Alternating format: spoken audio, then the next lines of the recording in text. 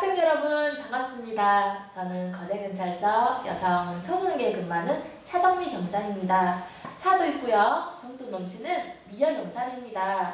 여러분 반갑습니다.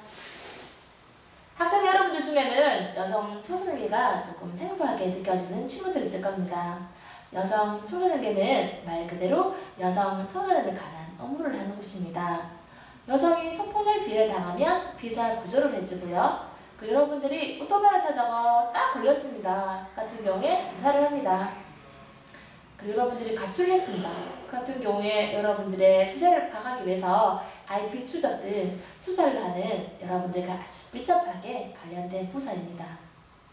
학생 여러분, 그런데 다른 날도 아니고요. 신학기 초부터 경찰관이 여러분들 학교에 방문해서 반갑지 않은 친구들이 있을 겁니다.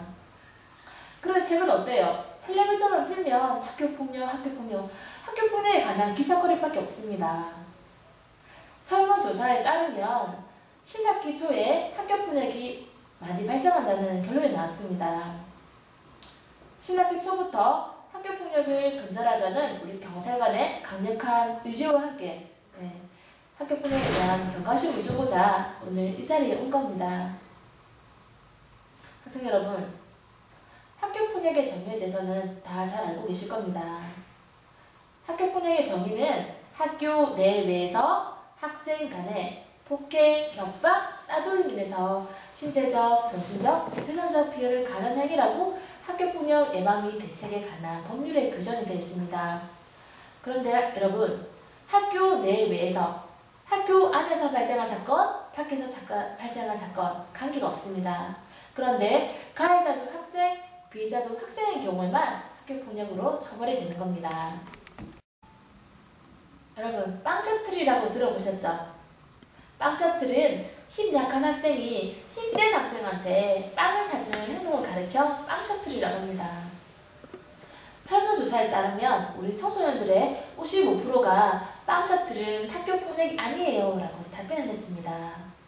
학교폭력임에도 불구하고 학교폭력이 아니라고 생각하는 여러분들의 인식 때문에 학교폭력이 더욱더 심각한 상태입니다. 빵셔틀은 알겠는데요. 친구와 셔틀의 차이점 뭐예요? 라는 친구들이 있을 겁니다. 정말 애매하죠. 선생님이 친구와 셔틀의 차이점을 애매한 것을 정해드리겠습니다. 세 가지 예를 들어 볼게요. 첫 번째, 빵 사와 라고 얘기했을 때 네가 사와 라고 당당하게 얘기할 수 있으면 친구 사이입니다. 그런데 기어 들어가는 목소리로 그래 라고 얘기하면 셔틀입니다. 두 번째, 돈을 빌려달라고 했을 때 꼭 갚아야 돼 라고 당당하게 얘기할 수 있으면 친구 사이입니다. 그런데 처음부터 받을 생각이 없는 경우에는 셔틀입니다. 마지막으로 세 번째, 친구와 싸웠습니다. 싸웠을 때 미안해 라고 말하는 친구는 친구 사이입니다. 그런데 장난이야, 장난이거든 라고 얘기하는 친구는 셔틀입니다. 여러분, 이 모든 것들이 학교폭력입니다. 선생님 조금 재미있게 말씀을 드렸는데요. 여러분, 드러나는 학교폭력은 우리 경찰관이 조사도 하고 가해자를 처벌을 하기 때문에 문제가 되지 않습니다. 그런데 드러나지 않는 학교폭력 때문에 많은 문제가 됩니다. 드러나지 않는 학교폭력을 우리 경찰관은 관심을 가지고 학생 여러분들을 보호할 필요가 있습니다. 학교폭력이 발생하면 우리 경찰관, 교사, 부모님, 그리고 여러분들의 몫도 반드시 있습니다. 여러분들의 몫은 바로 적극적인 신고입니다. 여러분들이 화장실에서 잡담을 하다가 친구가 학교폭력을 당했다는 얘기를 들었습니다. 이 같은 경우에는 무심코 넘기지 마시고 여러분들이 판단하십시오. 판단을 해서 선생님이나 부모님한테 알려서 그 문제가 해결될 것 같은 경우는 그렇게 하실 수가 있습니다. 그런데 그렇게 해도 문제가 해결될 것 같지 않은 경우에는 우리 경찰서에 신고를 해야 된다는 겁니다. 신고를 할 수 있는 방법은 총 3가지가 있습니다.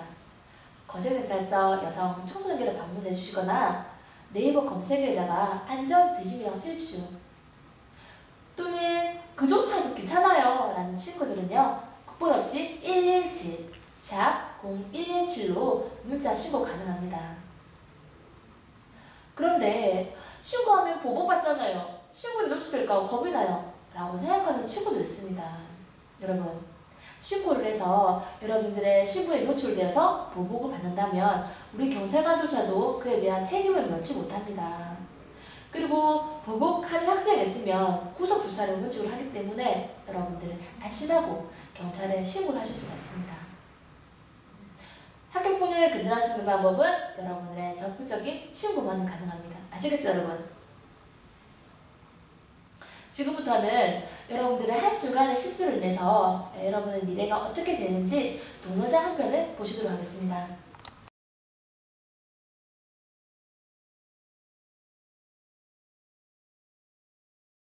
경찰서로 왔다. 교실 안에선 그렇게 제왕처럼 군림하며 당당하던 날. 그러나 그 아이들도 이곳에선 이렇게 떨고 있다. 한 개인으로 돌아서면 그렇게 겁 많고 무서움 많은 아이들이 조직 속에선 영웅이 된다. 자, 이제 이 속에서 영웅이 되고 싶었던 또 한 친구를 만나보자.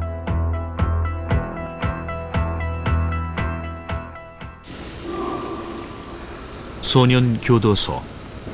이곳은 소년 범죄자를 수용하는 곳이다.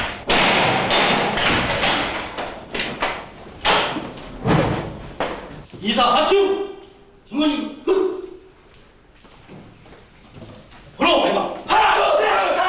이곳은 교도소다. 성인이 되지 않은 아이들이 격리 수용돼 있다.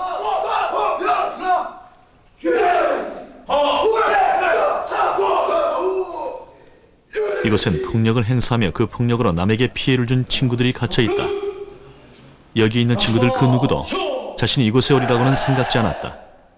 그러나 폭력의 종말은 언제나 이곳이다. 그 누구도 그것을 피해갈 수는 없다.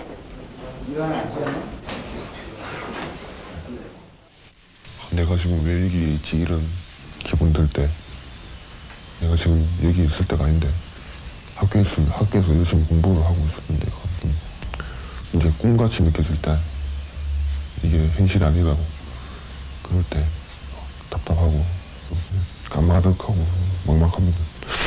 나가면 15년 후에 나가면 세상이 어떻게 변했을지도 모르고 사회에 적응도 못하고. 여러분, 동영상 잘 보셨는가요? 한순간의 실수를 인해서 여러분들 전과자가 되는 일이 없도록 노력하셔야 될 것 같습니다. 여러분들은 경찰관이 되고 싶은 꿈, 교사가 되고 싶은 꿈, 공기업에 취직하고 싶은 꿈이 있을 겁니다. 그러면 한순간의 실수를 인해서 여러분들이 전과자가 되게 되면 평생을 부여하면서 살아가는 일이 생길 수가 있습니다. 선생님도 고등학교 때 너무너무 친한 친구가 있었습니다. 그 친구는 저처럼 제복을 입고 일하는 경찰관의 꿈이었어요. 그 친구는 꽤 성실하고 공부도 잘하고 인정받는 친구였는데 친구들과 이렇게 막 어울려 다니면서 폭력 현장에 가담하지는 않았지만 그 현장에 있었다는 이유만으로 폭력 행위에 관한 법률로 조사를 받고 처벌을 받았습니다. 그 친구와 너무 친했던 저는 지금 경찰관이 되었고요. 그 친구의 언니 역시 경찰관이 되어서 현직에 근무를 하고 있습니다. 그 친구가 너무 친해서 지금도 가끔 만나고 하는데요. 저를 보면 너무너무 부러운 눈길로 쳐다봅니다. 그래서 많이 안타까울 때가 많아요, 여러분. 한순간의 실수를 해서 여러분들 전과자가 되는 일이 없도록 여러분들은 노력하시기 바랍니다. 선생님이 금방 여러분들 교실 안으로요, 행복 바이러스를 송금했습니다. 필요하실 때 언제든지 찾아주세요. 그런데 비밀번호가 있습니다. 그건 바로 여러분들의 환한 미소입니다. 학생 여러분, 신학기 초에 계획을 잘 세워서 그 계획을 잘 성실히 수행할 수 있는 그런 청소년이 되시길 바랍니다. 학생 여러분, 이제는 선생님 만날 기회가 많을 거예요. 다음에는 또 다른 주제로 여러분들을 찾아뵙도록 하겠습니다. 감사합니다.